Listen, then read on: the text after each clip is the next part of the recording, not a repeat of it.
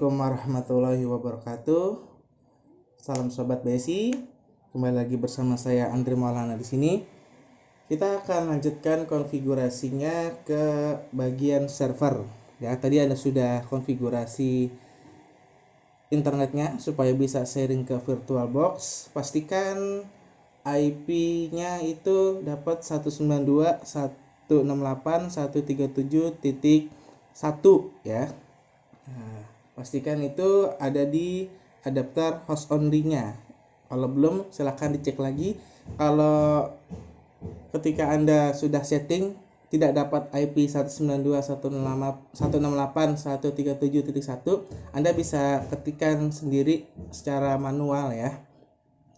Oke, silakan Anda login ke server Linux-nya menggunakan username dan password yang sudah Anda buat ketika instalasi. Saya harap tidak lupa passwordnya. Jika sudah login, maka tampilannya akan seperti ini ya. Nah, ini ada Andri Maulana @andri_13081235 ya. Di sini adalah statusnya saya login sebagai user Andri. Ya. Kemudian ini nama server saya Andri Maulana /13081235. Nah, konfigurasi yang akan kita lakukan pertama adalah ini saya login sebagai user. Tandanya itu adalah dolar ya. Di sini ada dolar. Nah, ketika saya login sebagai user, ini saya hak aksesnya terbatas. Artinya saya untuk konfigurasi apapun di Linux ini terbatas ya, nggak bisa semuanya gitu.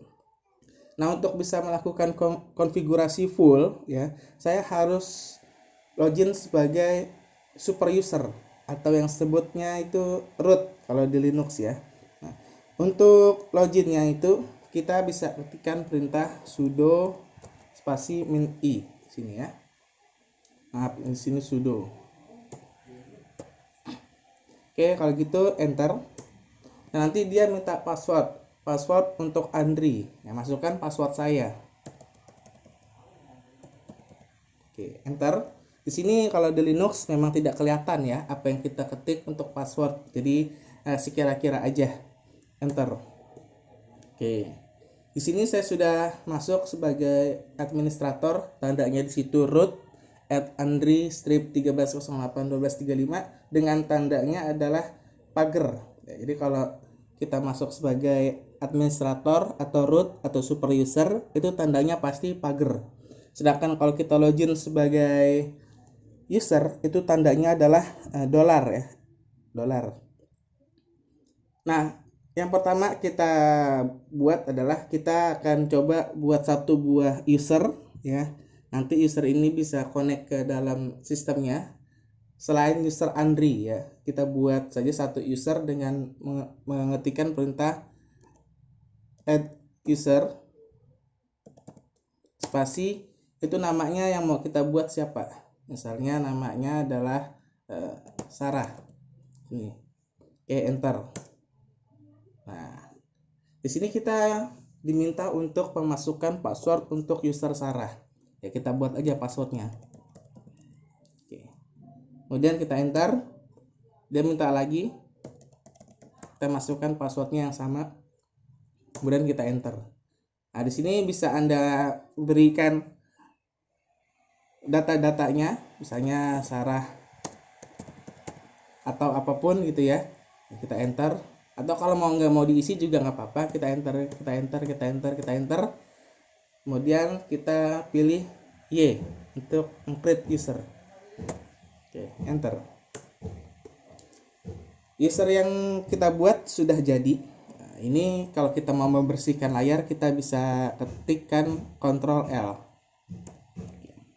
User yang kita buat sudah jadi. Bagaimana cara kita tesnya gitu. Anda bisa login menggunakan user yang tadi. Ketikkan saja login spasi user yang kita buat apa, kemudian kita enter. Nah, nanti dia minta passwordnya, masukkan passwordnya. Nah, sini sudah jadi usernya. Silakan Anda buat juga satu user atau beberapa user untuk bisa masuk ke sistem Linux-nya. Tapi ketika kita jadi user, kita nggak bisa konfigurasi banyak ya, kita terbatas seperti itu. Oke, user kita buat. Sekarang kita kembali lagi ke administrator ya. Bisa kita ketikkan perintah exit boleh, atau masukkan lagi sudo min i gitu ya. Kalau saya lebih masukkan kita exit aja, keluar dari user yang kita buat. Oke. Sekarang user kita sudah buat. Nah, saya akan memberikan IP address pada Linux ini. Nah, untuk pemberian IP address itu ada dua. Ada yang bersifat statik, ada yang bersifat dinamis. Kalau dari awal Anda mengikuti cara saya untuk mengkonfigurasi internet dan di-sharing ke VirtualBox, maka cara yang kita berikan adalah statik.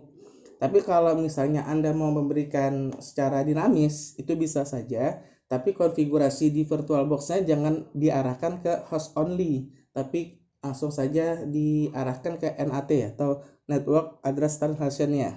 Ya, jadi nggak usah ikutin cara saya yang pertama kalau mau konfigurasi secara DHCP. Nah, untuk konfigurasi secara statik, di sini kita bisa ketikkan perintah nano. Nano ini adalah untuk membuka aplikasi teks ya, supaya kita bisa menulis. Kalau di Windows namanya Notepad. Dia ada di direktori etc, kemudian network, kemudian nama filenya adalah interface. Kita enter saja.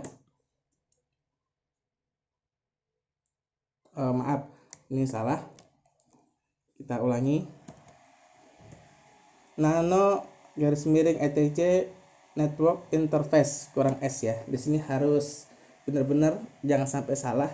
Kemudian kita enter. Nah, tampilannya seperti ini.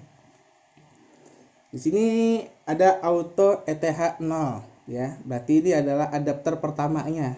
Kalau kita punya adapter kedua, berarti adapter selanjutnya ETH 1, ETH 2, ETH 3. Jadi dimulainya dari ETH 0. Interface ETH 0 inet dinamik. Ya, berarti di sini kita gunakan sebagai DHCP. Kalau kita gunakan sebagai statis, berarti tinggal diganti statis. Statik.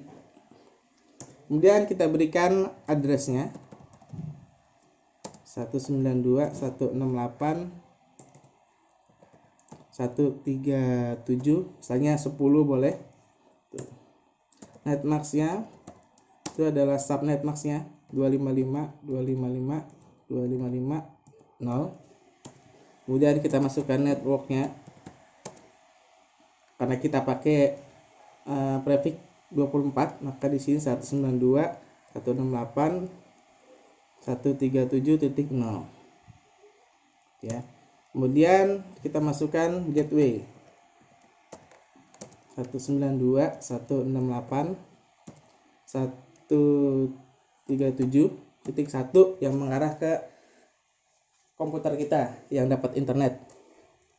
Kemudian broadcastnya 192.168.137.255 ya. Kita buat juga untuk auto ETH1 request ETH1 inet statik. Kita masukkan misalnya addressnya itu boleh kita gunakan 10.10.10.1. Kemudian netmasknya kita masukkan kelas C juga ya. Dah cukup kalau yang untuk ETH1 nya. Kemudian kita save konfigurasinya dengan mengetikkan Ctrl O. Nah, kemudian kita yes untuk save. Kemudian kita enter untuk save. Kemudian kita quit dari konfigurasi dengan perintah Ctrl X. Oke. langkah berikutnya adalah kita cek dulu untuk DNS-nya agar supaya servernya dapat internet. Kita bisa ketikkan perintah nano, ada di directory etc, namanya resolve.conf. Pastikan di sini ada name server, kemudian ada 192.168.137.1 ya. Atau kalau misalnya Anda mau nambahkan DNS, misalnya name server 8888 itu boleh. Atau tambah lagi name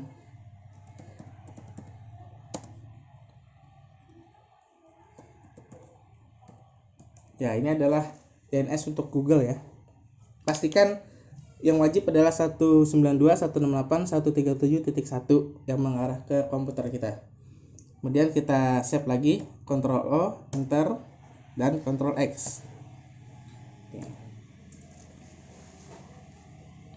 Sekarang setelah konfigurasi IP address dan DNS-nya sudah, maka langkah selanjutnya adalah kita harus restart dulu service jaringannya. Itu bisa dengan perintah etc, kemudian init.d networking, garis miring networking restart, enter. Oke, statusnya tidak boleh ada yang error, ini harus oke. Bagaimana cara ngeceknya? Ngeceknya kita bisa ketikkan perintah if config, enter. Nah, pastikan di sini adalah ETH 0-nya sudah dapat IP 192.168.137.10 dan ETH 1-nya 10.10.10.1. Sekarang kita tes dulu nih, internetnya sudah berjalan belum dengan perintah ping misalnya ke google.com. Nah, ini sudah berjalan ya. Ini kalau ada tandanya TTL 53, misalnya berapa, TTL berapa, time-nya berapa per second-nya. Nah, untuk menghentikannya bisa klik saja Ctrl C. Oke, kita sudah buat user, kita buat IP, kita buat DNS-nya. Sekarang langkah terakhir adalah kita harus update sistemnya ya. Nah, untuk update sistemnya, ingat ini hanya update sistem, bukan update versi Linux-nya ya. Kita bisa ketikkan apt get update, enter. Nah, ini harus terkoneksi ke internet. Tunggu sampai prosesnya selesai.